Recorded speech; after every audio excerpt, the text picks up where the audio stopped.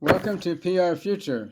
I'm Fred Cook and coming to you from USC, the Center for Public Relations. And today we have some very special guests. Barbie Siegel, the global CEO of Zeno, Matt Tidwell, who's with the University of Kansas and also on the board of IABC, and Victoria Hamilton, who works with Barbie at Zeno. She's the Senior Director of Strategic Planning, and David Michelson, who's a fellow at USC and a longtime researcher in the PR business. And we're going to talk about the latest global communications report, our 10th from USC, which is called Mind the Gap. And you'll understand a little bit better why it's called Mind the Gap in a few minutes. But David, you worked with me and Zeno and IABC to put this together. Tell us a little bit about describe the survey itself and then how we chose the topics that we were going to investigate. Well, we did an online survey of 1,077 public relations professionals, and it was done between January 9th and February 1st of this year. And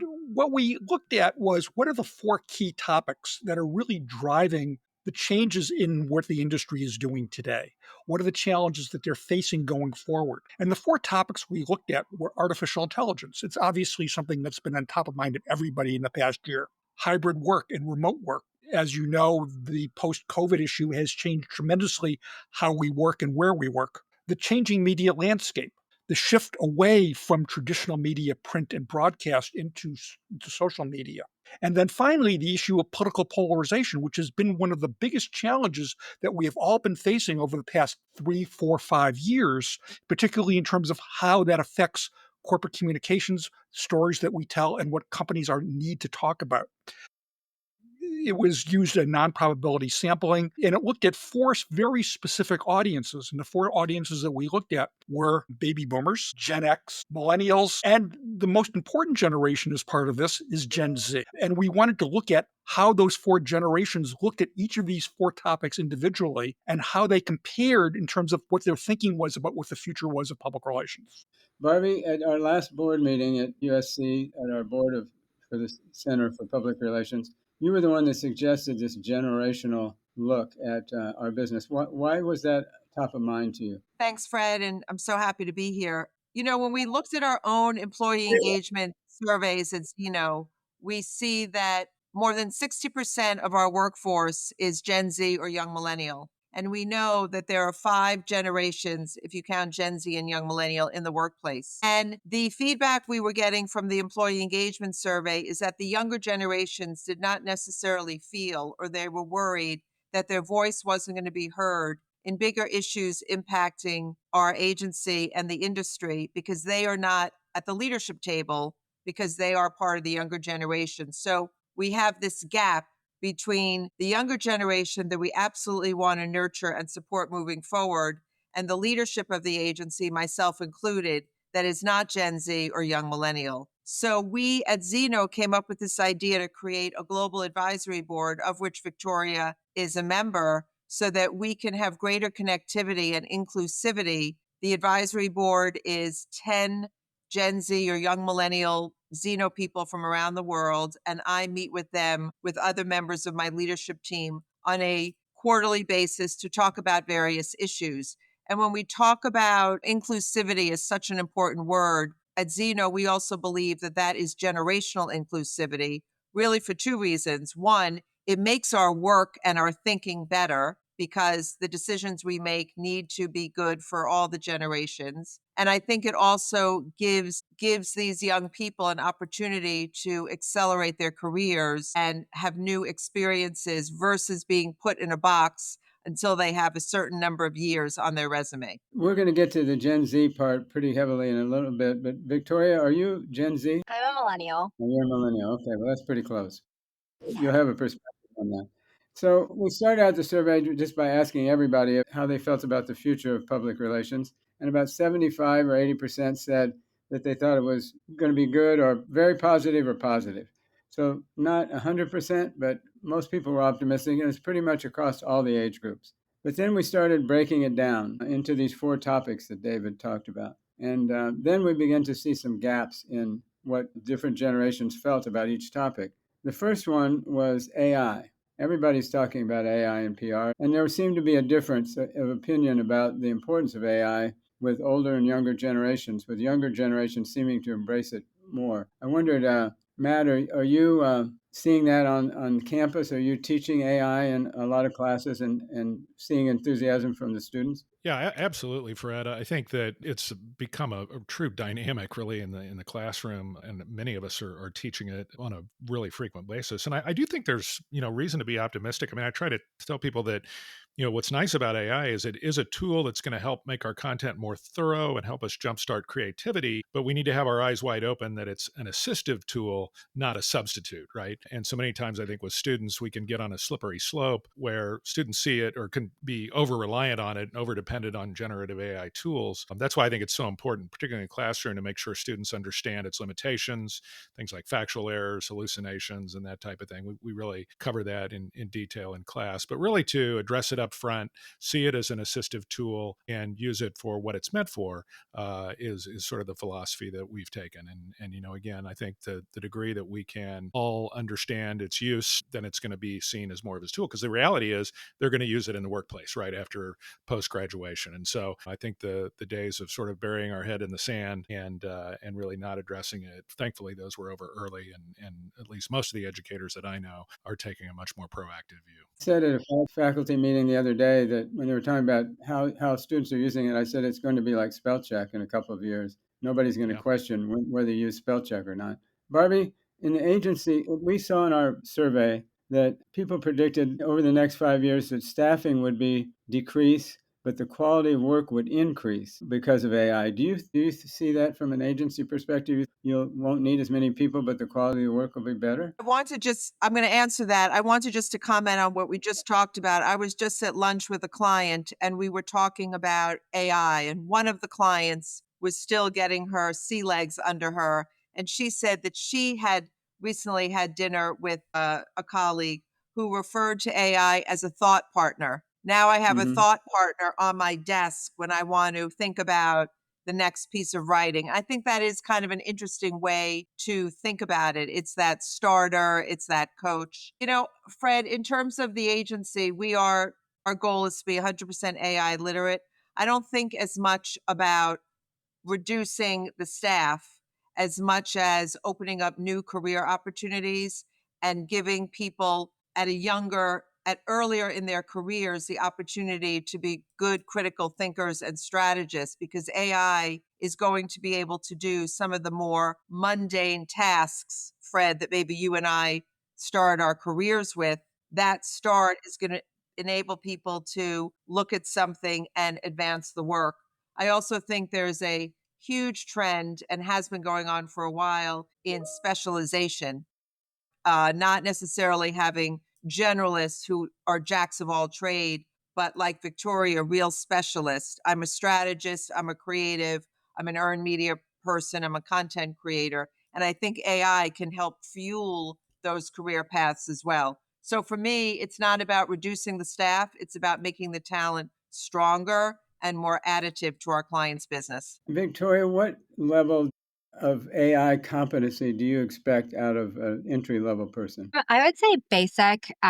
We're all learning as we go. So to expect someone who is more junior, who may be more digitally literate, to out of the gate know everything there is to know about I think is unrealistic. But I think being strategic in how we use AI and using what we know about the digital space, being open to learning and integrating those skills will be critical for younger employees to do exactly what Barbie was saying, get us up to speed at a faster rate and leverage the tool as a thought partner. It's interesting you said basic. The survey, most people said functional, which is really basic, I think. And I was surprised by that. I thought people would have higher expectations of entry level people in terms of their AI expertise. But it then occurred to me that, when social media started becoming popular, we hired young people because they lived in the social media world. But Gen Z doesn't live in an AI world. It's new to everybody. So they don't really have the same advantage that the millennials did with social media. And there's going to be a big need for training. And we asked people who is going to train them. And Matt and Barbie, they didn't pick PR firms or academics or academia very often. Like was in the teens. And there was a big gap that said there was an opportunity for specialized AI training. Who do you think is going to train everybody? If we're all going to be using AI all the time and we have to learn about all these new tools, who's going to do that? Mhm. I can speak from what we're doing. We are, to Victoria's point, you can't say you want to enter PR communications and not understand earned media or the internet. And I think the same is for AI. You can have a basic understanding, but you have to have that curiosity and that drive to learn more and incorporate it into your work. AI is a great tool in the workplace, whether you're in communications or law or finance. So I do think business has a real opportunity to help to train people on how to use AI. And we are doing that in many different ways and encouraging people to experiment and share. If they don't get it in the workplace, I'm not really sure where they will get it as it Are you relates to training, using AI to be more productive at work. are you training clients? Well, interestingly, this lunch just today, we said to the client, "We can help you." Yes, we are certainly offering AI counseling and training to client teams. Absolutely. It is more and more part of our suite of capabilities and services, understanding That's how great. to use leverage AI. Yeah, and Fred, I would just say, yeah, just in the classroom again, definitely addressing it as an assistive tool, but we're training content creators, right? We're training people to learn how to create content on an ongoing basis, and a lot of that is organic, right? I mean, it needs to be self generated, and so I think that's really where the focus has been more on our end. I talked to Frank Shaw, who's the head of PR for Microsoft, and we were talking about training. And I said, who do you think should train people? And I thought he would say Microsoft. And he actually said everybody needs to do it themselves just by experimenting and being curious and trying all these tools. That's the best way to learn. Today at lunch, we said to this client that one of the best ways to learn it is to use it in your personal life. Get used to it in your personal life. Like writing poetry for your birthday cards and things like that. Let's talk about hybrid for a second. That's been something that's been with us for now since the pandemic. When we ask people about where it was going to be in 5 years, 75% of the people that PR people, think that they're going to be working in a hybrid environment 5 years from now. Barbie, do you think that's the case? Do you see Zeno being hybrid forever? We are hybrid now. On average, across the world, people are in between 2 and 4 days a week. I am a big believer that people need to be together in the workplace, that we can't be that distributed. We are a team sport. At the same time, I think the flexibility that has come out of the pandemic and into hybrid work is something that is hugely valuable to making sure that people can tend to their lives. So I think for the foreseeable future, we will continue to be hybrid, but we do put an emphasis on in-person time together. If we want to talk about closing the gap, the only way for our young people to learn is to be in the same physical space with other people, watching, listening, observing, being motivated. You can't get that sitting behind a screen every day. And I don't think clients get the same output if we're all just sitting by ourselves in our bedrooms. Right, that's true. David, but we found some interesting statistics. What was the average amount of days in the office for a PR person? The average was about 3, but it was interesting because it varied when we looked at those people who were in-house. Yeah, in-house was greater. Yes, which was even more. And what was also interesting is that those people who were more senior actually were spending less time. Junior Yeah, people were spending more time. and that's what complicates what you were talking about, the mentoring. If you come into the office as a junior person and there's no one there to mentor you, it becomes a Yeah, little bit Fred, of a the challenge. other thing I worry about, and mentoring is a great point, but just, the lack of, for instance, I teach a master's degree program with very young practitioners, usually 23, 24 years old. I had a couple of them come up to me last summer and use the word lonely, that they're working for a virtual agency, they're That in is their so apartment. sad. Yeah, it really is. And I thought, gee, when I was 24 years old, I was not not using the word lonely to describe my existence, but they're working for virtual agencies. They're working out of their apartment. They, once in a while, they bring me back twice a year and I get the chance to meet everybody. But I worry about kind of the lack of socialization, the lack of just developing some of those soft skills. I don't really like that term. I prefer professional skills, but things that we all got organically, right? That I think are really missing here as an unintended consequence of hybrid. And I think we need to guard against that. I think that's it's a real downside, I think, of hybrid. And I don't know how to fix it, but it's there. The younger generations want the flexibility that Barbie was talking about, but they do want to be in the office. They're not saying, I don't think, that they don't want to come in at all. They just would like to have some flexibility. I think 3 days a week is the perfect answer for them. And a third of the people we interviewed on the survey said they would take a pay cut in order to have that flexibility, which is, and again, it was the younger people were more likely to take a pay cut. The baby boomers who work the fewest hours are the least likely to take a pay cut. It's interesting. I kind of wonder, in regards to that specific stat, what larger factors play in how shifting priorities may impact the desire to prioritize finance versus that in person experience or like living outside of the office, like thinking through financial factors like student debt. If you kind of have that big dollar sign looming over your head and it just doesn't seem like certain milestones are achievable for someone younger, like purchasing a house, like would they then shift their priority to being more present in the world, or would they want to be like in the office? Well, we didn't ask how much money you would take less. We just said take a pay cut. Um, so that was an interesting area, and I think we remains to be seen. A lot of companies are asking their employees to come back 5 days a week. I think in PR that's going to be a tough call based on what we're seeing, but we'll find out. The third area that we looked at was probably the one where we saw the widest gaps between the younger generations, Gen Z in particular, and that was the media.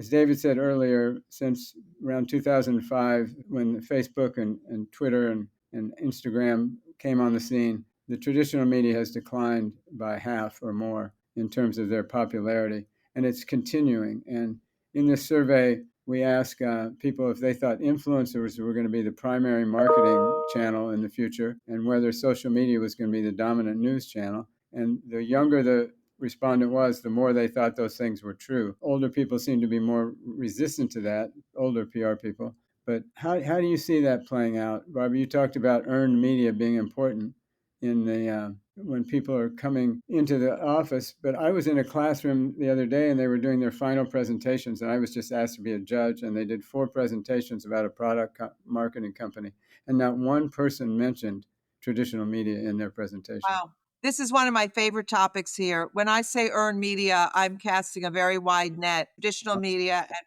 it's traditional media and what we call emerging media. And we have a big emphasis here at Zeno on emerging media. It's not one or the other. It needs to be both. There are always going to be the clients that want above the fold in the Wall Street Journal, or they want something in USA Today. But these new platforms are incredibly exciting in terms of the dynamic nature of the different types of content, the specificity with which we can reach different audiences, and for us, putting them all together. So, again, back to the gap, I think helping the younger generations understand the value of the more traditional media and helping those of us who grew up with traditional media appreciating that you can be a well-read person even if you don't look at the Wall Street Journal every day or you don't look at CNN. You might be listening to a terrific podcast or you might be reading a newsletter. I mean, it is a great opportunity for us as storytellers, so many places to tell the story and in so many different types of formats. We spend a lot of time with video. I mean, it used to be you got a story in the Wall Street Journal, you put it down on the table and you were done. And now there's podcasts and newsletters and short films and Instagram and social content. So I think it's another great example. It's not one or the other, it's both together. And that's another place where the generations can can learn from each other. It's a good point. Matt, do your students have much literacy with traditional media? Yeah, actually, I love what Barbie said about you can be well read and not necessarily have a subscription to the Wall Street Journal, right? And I think with students, a Although I lot of love the times, Wall Street Journal. oh, sure, yeah, yeah, that we all do. But yeah, I think we run the risk of. I don't think we can guilt students into getting subscriptions to all the legacy media. I don't think that's going to happen. No. But too often, I see some of my older colleagues actually sort of rail against this fact that they're really not availing themselves of legacy media. But I absolutely agree. I think that they can certainly be well read. They can keep up with with news and things like that through some of the other social tools, and also earned media. I mean, as a much younger PR guy 15 years ago, I was earning my way into credible, relevant legacy media. But today we have influencers that we want to be in front of, and you have to earn your way in there too. So yeah, I think earned media it's just a different take on it, but definitely something that will remain top of the curriculum for sure. Victoria, as part of the younger generation, what is your take on all this?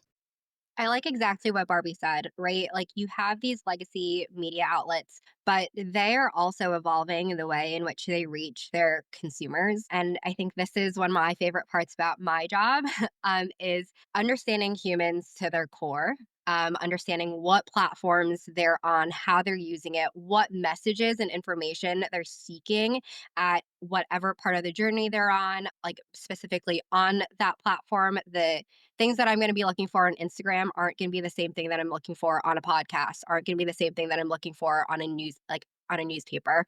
And helping our clients navigate the role of each of these platforms, the correct message, the correct time, the correct format in which to engage different audiences is really critical, I think, to the evolution of our industry. And also makes it a lot more exciting, I think, and gives us just a lot more possibilities, opportunities to engage different audiences based on our clients' needs. It's interesting to see what Gen Z was. As I said, there were a lot of gaps in this part of the study, that they're so much more comfortable with social media, and they're not as worried about the disinformation and some of the things that older people in PR are worried about without having the traditional media. Everybody thinks that we won't have any truth in media, we won't have any credibility, third-party credibility. But the younger generation has grown up with social media and they find it quite adequate. And they're not missing the legacy stuff as much as older people, it seems. We asked one question, it was kind of fun. I think it's sort of, but when you look at some of the emerging media like Substack, there are a lot of legacy media people that are on there. Right. Like, you know, Jim Acosta, who I love, who used to be on CNN, is not on CNN, but is on Substack. So that's sort of an interesting trend too, because you do trust him. Yeah. And some of the people on TikTok are being hired by major news organizations to be part of their crew too. So it is mixing it up, which is really interesting. We asked one kind of fun question about, you talked about the New York Times a minute, or Wall Street Journal, but we said, would you rather, in a marketing campaign, would you rather have a story in a national newspaper like the New York Times and the Wall Street Journal, or would you rather have Taylor Swift endorse it, your product? And Victoria, what do you think Gen Z said? I'm going to say Taylor Swift. Yeah, they picked Taylor Swift. And everybody knows that, the New York Times or the Journal were the holy grail in the past for a PR program. If you got a story in one of those newspapers, you could take the day off. But now they're not reaching as many people as TikTok and Taylor Swift. And I'm sure it depends on the product or the whatever you're pitching, but it's changing. What makes a successful marketing campaign is changing. And a campaign, there could be an angle that you take to the New York Times and Yeah. Taylor Swift. Yeah.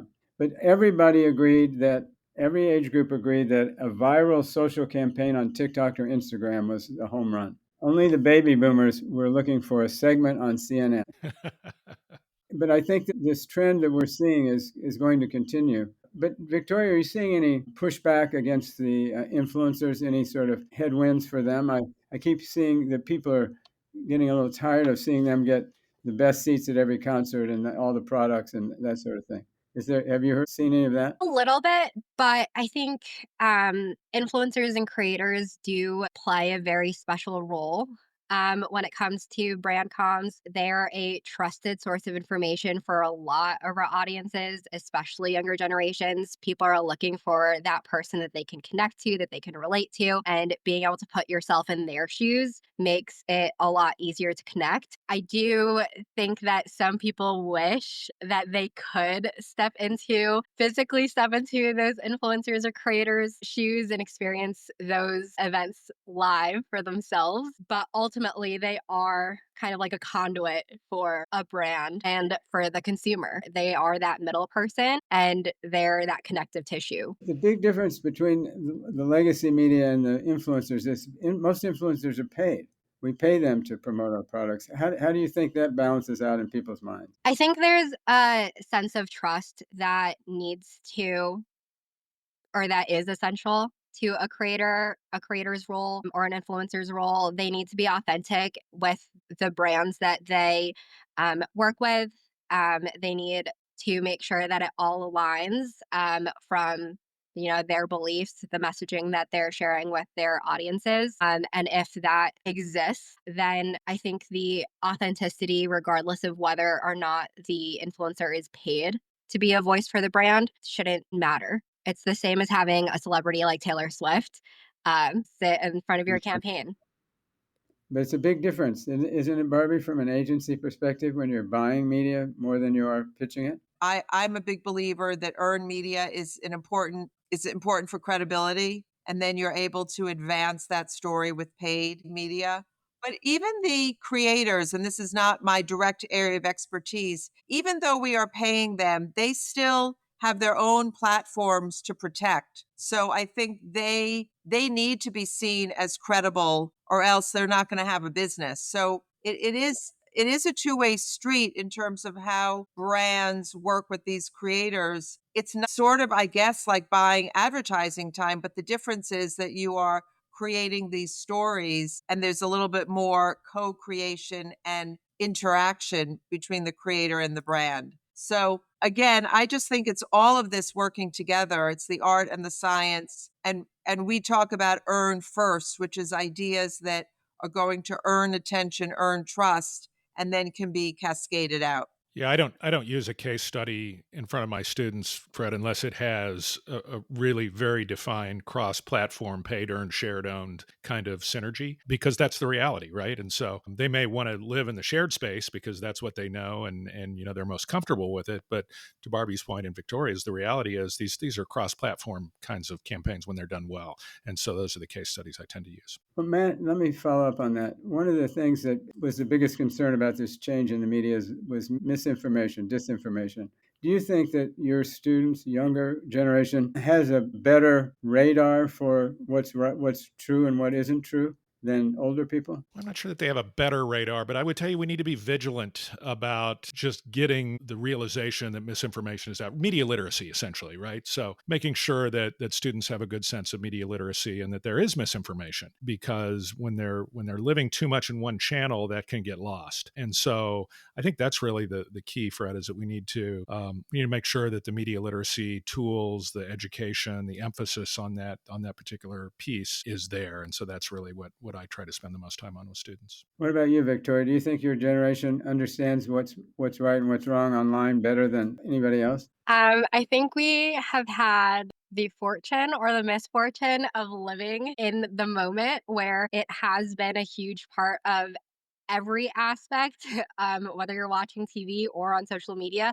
It's just been part of the discussion. I have seen, based on my research that I've done for clients and within Zeno, that our consumers are really smart. They know that they have a myriad of sources that they can reference to validate or invalidate data. We don't just rely on one source of information. And if we are questioning whether something is correct, whether it aligns with our own values or what we're hearing from other sources, we'll look up more information. To Matt's point, we have been told our whole lives to trust certain news outlets, to look into who the journalists are or your authors, understand like what biases they may hold and how that can impact the information that you're presented. And I think we're even taking that and applying it to what we're seeing in AI outputs. So it's been constantly part of, our evolution, whether from research and school to what you're applying in the workspace, but also what we're seeing out in the broader media landscape. Yeah, it's a talent we're all going to have to acquire, I think. Let's talk just a little bit about polarization. Probably the biggest surprise in this report was the impact of polarization on public relations in terms of purpose-oriented work. If you had asked me a couple of years ago, I'd have said the purpose was the future of our industry, that every PR person was going to be spending all their time talking about how their clients were helping solve the world's problems and contributing to society, and suddenly that has stopped. 89% of PR people 3 years ago said that they thought companies had the responsibility to address social problems. That dropped to 85% last year and to 52% this year. So the numbers just plummeted. And there's a big gap between young and old on this equation. The young people still think that corporations have that responsibility. 3/4 of Gen Z think that. But the baby boomers are down to 40%. So this polarization is that everybody recognizes it as the biggest problem of these four trends. But do you have any insight on that, Barbie? What do you think is going to? Do you think this is going to come back at some point, or do you think this is the new reality? Think companies and clients are navigating a very difficult landscape now for a whole host of reasons. I am a big believer in business as a force for good, and that businesses do have a responsibility and an ability to advance on certain societal issues. So I'm not ready to give up on that. I know many of our own clients are continuing to do the hard work. They just might be talking about it in a different way. I do think it will come back. We are in a moment right now. We and I am a big believer that business needs to be more than the products and services they sell. That business needs to pay attention to their employees and what their expectations are within reason of what is true to the company. We represent many big companies that are continuing to move forward with the issues that they care about. They may be going about it in a little bit of a different way, but I don't see them abandoning it, which I'm grateful for. We know that particularly younger generations want to see brands take stands, right? We've seen that in research over and over and over. But I absolutely agree with your point that it becomes much more difficult to do if you're a brand in this extremely polarized area. So I teach a lot of crisis or purpose driven marketing, cause marketing, things like that. And it's causing me to rethink how I teach that just because I think we're going to have to temper and bring in the polarization piece so that people understand that part of it. That's what I wanted to ask you, Matt. Long term, I grew up in the 60s and 70s, and we were very activist about the Vietnam War and the flower children and all that. And then everybody grew up and got mortgages and cars and houses and kids and didn't really change all the things that they thought they were going to.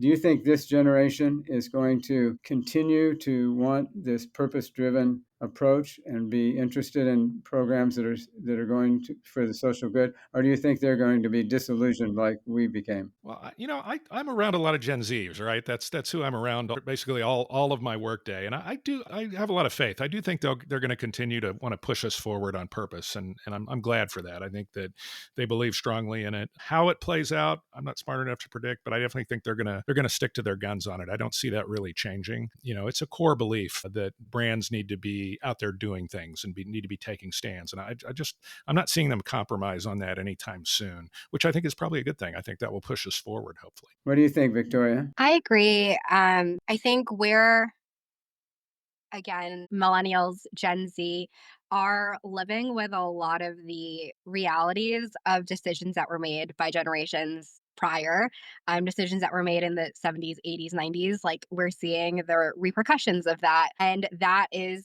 maybe the driving force behind some of this demand for action. It's not necessarily a retroactive response that we're after, but more of a how can we do better and what can we do to set ourselves up for success in the future so that, the younger generations aren't necessarily dealing with the consequences that we're laying out for ourselves. Do you think that the expectations of Gen Z are too high, or do you think they're welcoming that? I don't think there's anything wrong with dreaming big.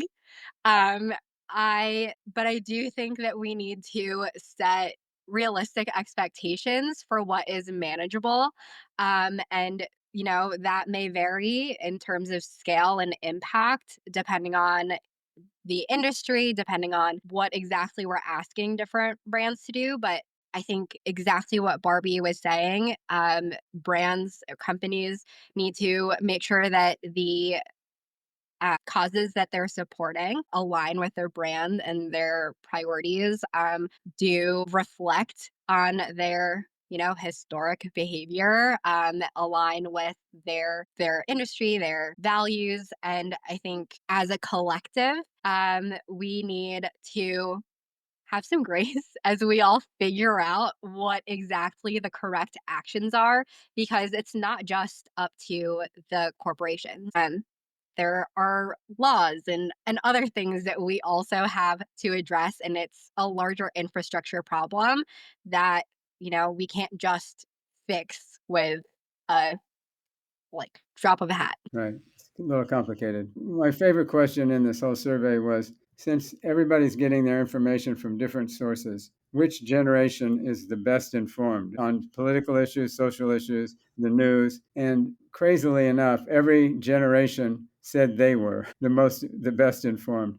And I thought that was funny, a funny answer, but it's also a little scary because if the generational gap is in fact driven by you thinking your generation knows more than everybody else, it's going to be a barrier to working together, like you talked about earlier, Barbie. And I wondered if any of you had any thoughts about who is the best informed and what that means to everyone. I'll just jump in and say that I think it's about being informed in different ways. Just coming back to the different media, I know with my own daughters, things are happening in the world, and depending on what platforms you're on or what types of media, you're getting different perspectives. That's the richness that I think we're talking about, that we're all not bringing the same mindset and life experiences to the table. And look, your gender, your age, your race, your ethnicity, it all is part of how you view things. So again, to me, it's not one generation is more informed than the other. We all need to be informed. Those are table stakes if you're going to operate in business or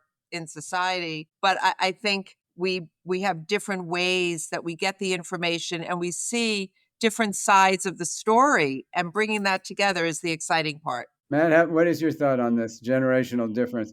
I was marking that in this, the Gen Z thinks very poorly of the baby boomers, and those are my students, and I'm in the baby boomer category. Yeah, well, when I first saw that, Fred, that very result illustrates polarization, right? So Yeah. it's clear as it's right there on paper. I do think we're communicators, right? And I tell my students we need to, as communicators, we need to be students of human behavior, and that's not just us. And so that's what worries me more than anything about that result is that I need my Gen Z folks to really understand baby boomers and their behaviors and their media consumption and things like that in order to be effective in the workplace and in school, for that matter. And so that's what worries me, is that there's an echo chamber effect that can take hold. And I hate to see that, because again, my students get tired of hearing me say, know your audience. But that's really where the rubber meets the road in our business. And I think that you can't put blinders on and think, well, I'm only seeing things from my generation's viewpoint because we're right. That perspective worries me. I think another factor that plays into that is algorithms. They have just been, become part of every single platform that we're consuming things on. You're likely to be served content by a voice that is similar to yours. The more you consume of a certain topic, the more you'll see that. So you'll exactly what Matt said. You kind of find yourself in an echo chamber. And when I saw that stat, my first thought was, are generations not talking to each other? Are we purely surrounding ourselves with people who share our same beliefs within our same age range, experiencing the exact same things as us? And that is a big red flag, especially from someone who sits and puts myself in different people's shoes every single day, to understand the consumer. It does make it really difficult to experience firsthand what someone else may be experiencing on any given platform, because all of my content has been tailored to my day-to-day activity. Good point. Well, with that being said, we talked about a lot of gaps and differences in generations, but as you said at the beginning, Barbie, it's important that we all work together. It's the best solutions are going to come from everyone thinking about them on as a group. But what advice would you have for a Gen Z person starting in PR that would help them navigate the future? It is such a great this is such a great moment and such a great opportunity to be in PR and communications and to be a Gen Zer, a young person bringing a whole new point of view. My advice is what my advice has been for years: to say yes more than you say no. When you see something that you want to be involved in, ask.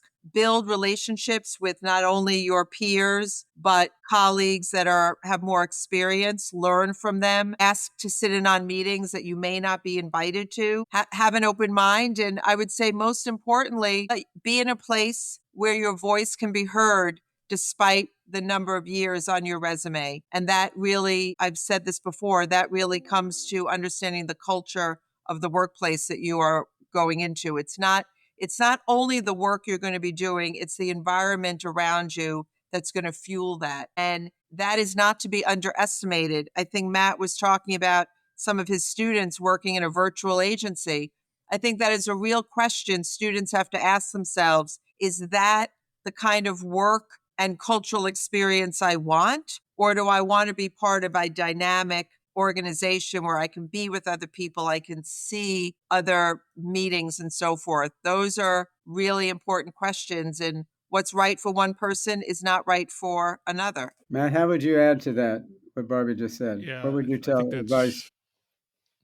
that's all great. Oh, and I think the other thing that I try to instill in particularly our, let's say, older undergraduates who are getting ready to enter the workforce is that have a point of view, have a perspective, right? We want to hear from you. Yes. You're an important slice of this generational pie that we've diced and sliced here. And so, it kind of goes back in the old days. We used to say, be a strategist, not an order taker. It's kind of that same feeling that, you need to really have a perspective and a point of view to be able to stand out. And I think many times, especially our younger professionals, are reticent to do that. And by the way, I don't think polarization is not helping that. So I think we need to be really vigilant about saying, be sure you have that point of view, be sure you have that perspective. And Fred, I would say that younger people need to find themselves in an organization where the more experienced people are actually going to advocate and pull them along. Yeah. To say to them, you should come to this meeting with me, sit with me, listen. That For is sure. that active mentoring is so important. Well, that's a great segue because Victoria is going to ask you what the older people in PR, what does the Gen X and the baby boomers need to do in order to facilitate the progress that we're all looking for? I think it I think it does need to be a two-way street, in the same way that we need to remind ourselves as millennials and Gen Z that we don't know everything. I think we also need to ask our mentors the questions that we don't know the answers to, or understand their perspective, their experiences, put ourselves outside of what we believe we know, and challenge ourselves to look at the world and from other people's perspectives. And I think if we, as Gen Z and millennials, can hold ourselves accountable to that, it can help lead to that idea exchange, make that mentorship a two-way street, and ask that of our mentors and our managers. I wrote about this in this report. I said, in this new world order, older generations will need to embrace change more rapidly, find common ground more easily, and get out of the way more often. You agree with that, Victoria? I do, but instead of getting out of the way, maybe like pull us with you, tell us why. I think there needs to be more of a dialogue from both ends. Like, let me tell you why I believe what I believe, and I would love to hear, how you got to your conclusions as well. So the final question I would ask you all, and thank you for being part of this discussion, it's been really interesting, is in the beginning we asked people about how they felt about the PR industry's future. When you look at this and you see that the Gen Z is going to be, they'll be the leader someday, And the baby boomers, there's very few baby boomers left in this business. And so gradually it's going to shift. Do you feel confident about where we're headed? And with all these changes, all this dynamic stuff happening in our industry, do you feel like the people that are coming up and coming, are going to be able to lead us into the future?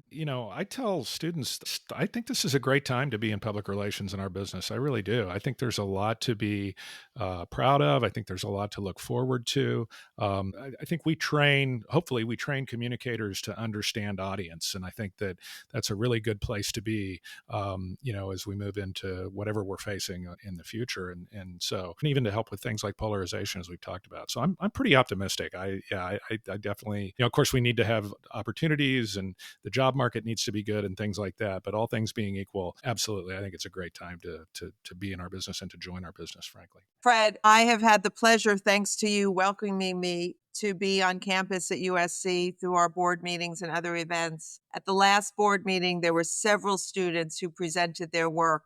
And I was sitting in the back, and I just kept thinking to myself, I would bring that person, and Victoria knows me, and I think she will appreciate this. I would bring that person to a client meeting without question. I would bring that person. The young people graduating are so informed to our conversation, poised, interesting. If that is the future of our industry, I think we are in great shape. There's plenty of work to do. I think it is the balance of the people with experience and the people just coming in, but it's incredible the experience the young people bring into their first jobs. They've already had internships, they've already done, incredible activities on campus. I think social media has played a big part in that. So I think it's fantastic. They may not be the same as prior generations. I think they're going to get there a whole lot faster.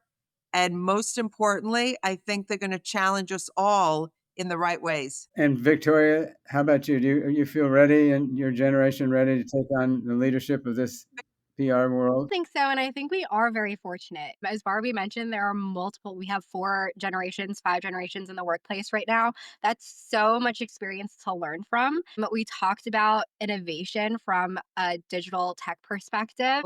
You know, we're riding the wave of AI right now. That's a whole other area for us to explore and leverage as a tool for us to do better, smarter work. And as Matt mentioned, we're all humans to our core. And I think we live in a time where we have so much information, so much data at our fingertips that will just enable us to do great work by diving into what makes us all humans and connecting with audiences at a whole nother level of personalization that I think we haven't even begun to fully uncover yet. So I think there's so many things that are setting us up for success at this point. I can only imagine what the future will bring. Yeah, I agree with you. After doing this study, I was thinking of that Wayne Gretzky quote about "Don't go where the puck is, go where it's going." And I think that Gen Z is already there. They're already where they need to be to handle all these issues that we're talking about. And I think that it's going to be a great transition to a whole new generation of PR people.